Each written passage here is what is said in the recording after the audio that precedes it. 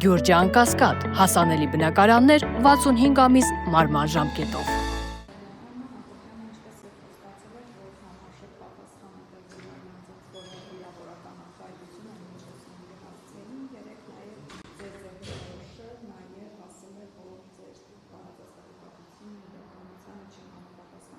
Սա ինչպես դուք կդնորոշեք ի վերջո այս այսպես ասած փոփոխությունները, հա, քաղաքացիների եւ Աննա Հակոբյանի։ Նախ դա իմ կարծիքով Աննա Հակոբյանը չի։ Դա Նիկոլ Փաշինյանն է 100%, ես վստահ եմ առ։ Այսինքն մարդու կնիկ տունը նստում են, որպեսզի ինքը իր Facebook-յան օգտահաշվից գրառում չանի, որովհետեւ վարչապետը, չգիտեմ, ուրիշ երկրի ղեկավարելա նայեմ եւ այլն։ Հա, դե իմաստով նույնն է, բայց դա ամեն դեպքում որպեսզի ինքը չանի պաշտոնապես դա չընկալվի, միասին նայում են, ասենք օրինակ ենթադրենք իմ ճեպազրույցը այս նույն ընդունարանից, խառնվում են իրար, դե հասկանում են, որ իրանց գործերը լավ չի, ի վերջո այս իմպիչմենտի գործընթացի լրջությունը, սրա հնարավոր զարգացումների հետևանքները շամպես հասկանում են, իրանք գիտեն այս վերջը ինչի է տանելու։ Դրա հետ միասին, ասենք օրինակ Սյունիքից եկել են, մարդ չկա, իրանց այդ տգետների դպրոց գնացող,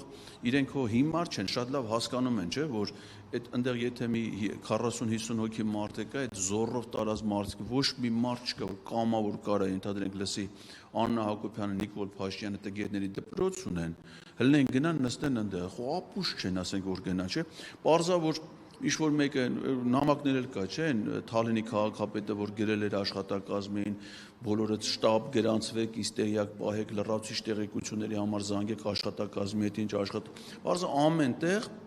մարզպետներով, այդ համայնքի ղեկավարներով, տեղական այդ պաշտոնյաներով, բանով զանգում են, ասում են ընտանիքի հիմա եթե մեն այդ մարդիկ գործից բանից կտրված իրանք նայում են, չէ, այդ մարդկանց դեմքերին, ստրես են ապրում։ Թե ես ինչ է կատարվում, գալիս են իրիկուններ տուն, հասկանում են, որ ես ինչից է այդ ժողովրդի ես վերաբերմունքը։ Ընդդիմախոսների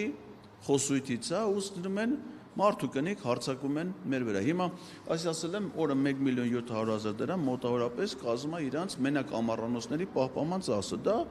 լրագրողական հարցումով ստացված տեղեկություն է։ Պահպանման ծախսերը ընդհանուր այդ կառավարական տնտեսության բաժանում ես 365-ի մի տարվա ծախսերը, ստանում ես մեկ օրվա պահպանման ծախս։ Հիմա սխալ եմ ասում, թող իրենք ճիշտն ասեն։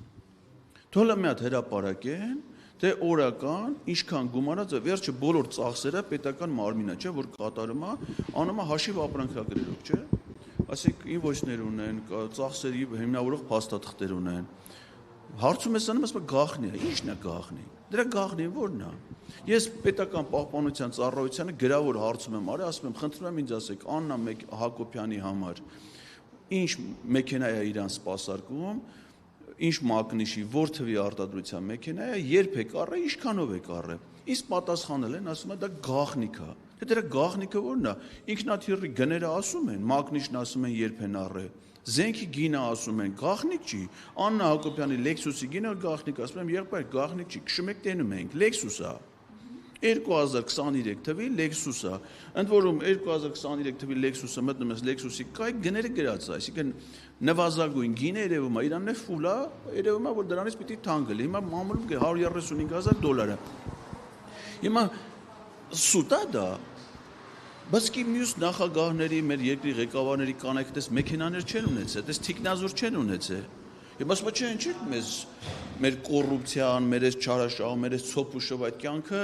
բան անում, բարձրացա։ Ինչ եք ասում, ենթադրեք մարդու կնիկ պետական ուղղաթիռը վերցել են, գնացել են Տաթև տգետների դպրոց։ Մտ ուզում եմ իմանամ դրա պետական ծախսը ո՞րն է։ Կազմակերպիչի Իմ քայլի հիմնադրամներ, թող Իմ քայլ Արմենիա հելիկոպտեր ընկերություն կա։ Մասնավոր ուղղաթիռներ է տրամադրում վարձույթով։ Թող Իմ քայլը հիմնադրամը վարձեր մասնավոր ուղղաթիռ, նստեին Էթային Տաթև պետական ուղղաթիռով մասնավոր հիմնադրամի կողմից կազմակերպած միջոցառմանը։ Ինչ են գնում։ Հիմա որ ասես պիտի ասի բան է։ Ասելով չի, իրանք էս սա ամեն ինչի պատասխանը տալու են ու ինչքան էլ խուսափեն այս կարգի հանդիպումներից, միևնույն է գալու են։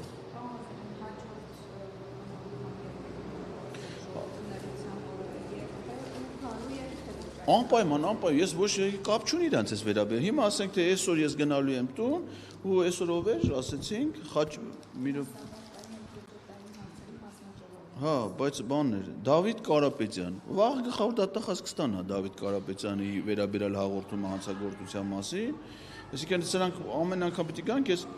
վաղը լինելու է պաշտպանության հարցերի հանձնաժողով ժամը 11-ին եւ ամսի 22-ին մարդու իրավունքների հարցերի հանձնաժողով։ Ուրբաթ օրը չկա, այսինքն մեզ հիմա այս շաբաթվա մեջ եւս 2 հանդիպում ունենք։